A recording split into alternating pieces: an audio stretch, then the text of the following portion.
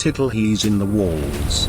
A slow burn horror story that will haunt you. He lives in the walls, a horror story. It started with a sound, a soft, wet scratching, a broken bar like fingers dragging slowly behind the walls. Ethan Parker first heard it at 2:17 a.m. At first, he ignored it. Old apartments always made noise. Pipes expanded, wood settled, rats moved. That's what he told himself while staring at the cracked ceiling of his bathroom, toothbrush frozen in his mouth. Then the scratching stopped, and something laughed. Not loud, not human, just a thin, breathy chuckle that felt like it came from inside his skull. Ethan dropped the toothbrush. The sound came again from behind the bathroom tiles. The building was old, too old. Located on the edge of the city, the apartment complex had been built in the 1960s and never truly renovated. The walls were thick, the tiles yellowed with age, and the hallways smelled like mold and rust. Ethan had moved in 2 weeks ago. Cheap rent, no background checks, no questions asked.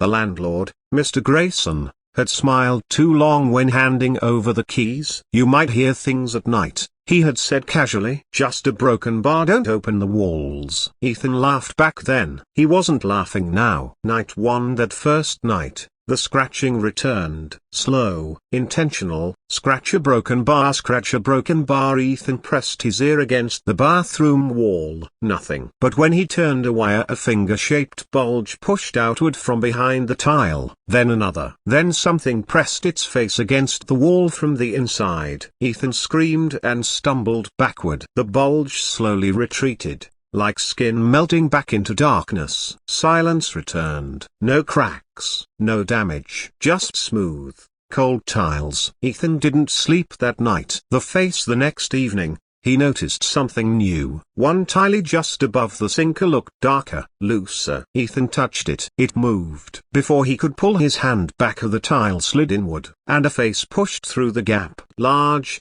round eyes, skin pale like wet plaster, ears stretched too wide, a mouth pulled into a grin that showed tiny, needle-like teeth. It whispered, "Don't scream, a broken bar." They hear screaming. Ethan collapsed to the floor. When he looked again, the hole was gone. Research the next day. Ethan searched the building's history. What he found made his stomach turn. 3 tenants had gone missing. All from the same apartment. All at night. Neighbors reported sounds, scratching, laughter, whispering through walls. One elderly woman had written in a complaint, "Greater than there is a child in the walls." But it is not a child. The files ended abruptly. The apartment had been sealed for years, until Ethan moved in. Night 3, Ethan barricaded the bathroom door. It didn't matter. That night, the walls began to breathe. Tiles expanded and contracted like lungs. The scratching came from everywhere now: a bedroom,